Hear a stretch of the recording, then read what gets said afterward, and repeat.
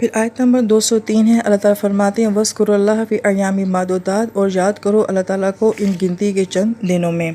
اس سے مراد منی میں 3 دن گزارنا جو ہے وہ سنت ہے، اور اس دوران جمرات کے اوپر کنکریاں مارنا یہ واجب ہوتا ہے۔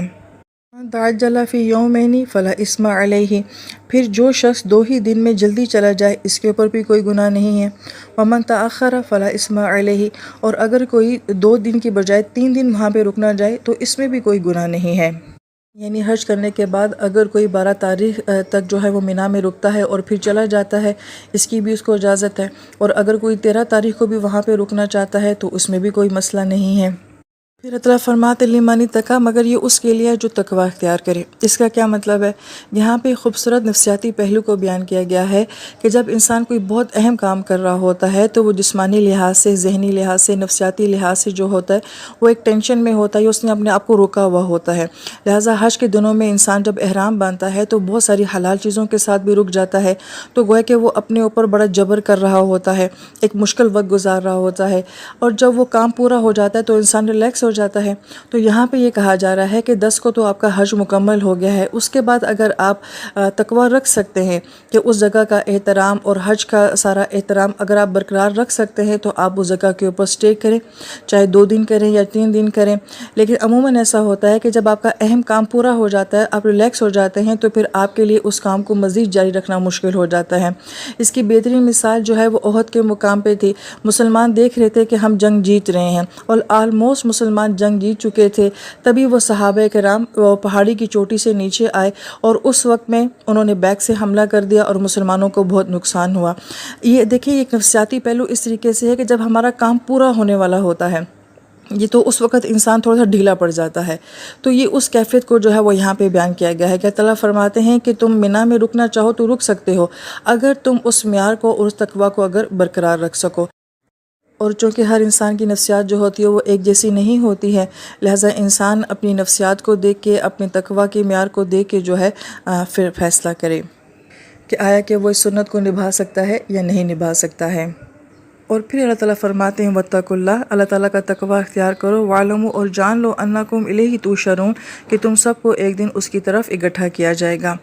اب یہاں پہ مفسر کرام یہ فرماتے ہیں کہ حج کی روح کو بیان کیا گیا ہے کہ سارا حج تمہارا مکمل ہو چکا ہے۔ وَاتَّقُوا اللَّهَ، ایک عبادات کا ظاہری پہلو ہوتا ہے اور ایک عبادات کا باطنی پہلو ہوتا ہے، لہٰذا نماز میں آپ وضو کر لیتے ہیں، سمت قبلہ کو بھی دیکھ لیتے ہیں، کپڑے صاف ہوتے ہیں، مسجد میں آ جاتے ہیں، آپ نے ظاہر کے سارے فرائض پورے کر لیے ہیں۔ حج میں بھی یہی معاملہ ہے کہ آپ نے طواف کر لیا ہے، منی میں قیام کر لیا ہے، عرفات میں دعائیں مانگ لی ہیں، سب آپ کا ظاہری پہلو جو ہے وہ مکمل ہو چکا ہے، مگر کیا آپ کی عبادات کا آپ کے باطن کے اوپر اثر ہوا ہے؟ کیا نماز نے آپ کو بے حیائی سے روکا ہے؟ کیا حج نے آپ کے اندر جو ہے وہ تقوی پیدا کیا ہے؟ اس لیے حج کی آیات میں وَاذْكُرُوا اللَّهَ کتنی مرتبہ آیا ہے اور وَاتَّقُوا اللَّهَ کتنی مرتبہ آیا ہے؟ تو گویا کہ یہاں پہ یہ کہا جا رہا ہے کہ حج مکمل ہو جانے کے بعد اپنے اندر روحانی تبدیلی محسوس کرنا، آنے والی زندگی کو اللہ تعالیٰ کی یاد کے ساتھ گزارنا اور تقوی کے ساتھ گزارنا۔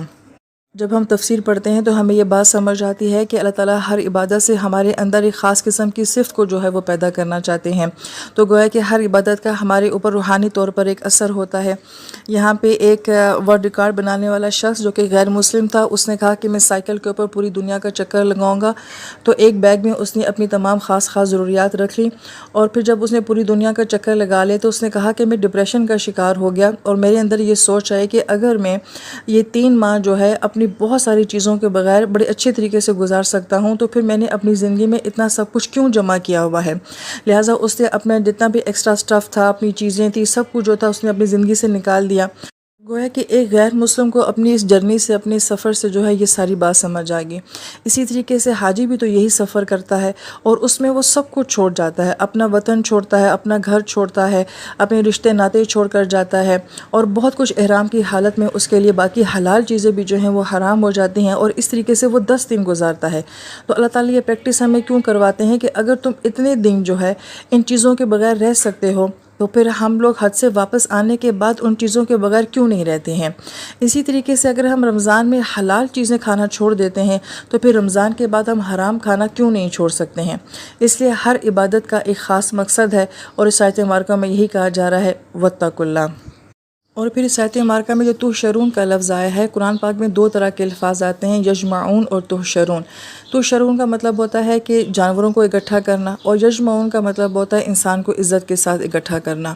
لیکن تحشرون کا ایک دوسرا معنی یہ بھی ہوتا ہے کہ کسی کو اس کی مرضی کے خلاف جو ہے وہ کسی ایک جگہ کے اوپر اکٹھا کرنا۔ لہٰذا حج کی آیت مبارکہ کے اختتام پہ یہ بات فرمانا کہ حج میں جو تم سب اکٹھے ہوئے ہو تو اپنی مرضی سے حج کرنے کے لیے آئے ہو، لیکن آخر میں جب تم سب اکٹھے کیا جاؤ گے تو تم اپنی مرضی سے نہیں اکٹھے کیا جاؤ گے۔ بہت سارے انسان جو ہیں وہ اپنی قبروں سے نہیں اٹھنا چاہیں گے، اور انسان مرنا نہیں چاہے گا اور حشر کو فیس نہیں کرنا چاہے گا، مگر اس کو بہرحال جو ہے وہ حشر کو فیس کرنا ہوگا۔ سوچنے والی آیات ہیں، غور کرنے والی آیات ہیں، اور ان آیات کی ڈیپتھ کو جاننا چاہیے کہ ہم حج میں بھی دو جمائی ہوتے ہیں، ایک حشر کا سا سما ہوتا ہے، اور پھر اس آیت مبارکہ میں اس حشر سے جو ہے وہ آخرت کے حشر کو جو ہے وہ کمپیئر کیا گیا ہے کہ ایسا ہی ایک حشر جو ہے وہ آخرت میں بھی ہوگا۔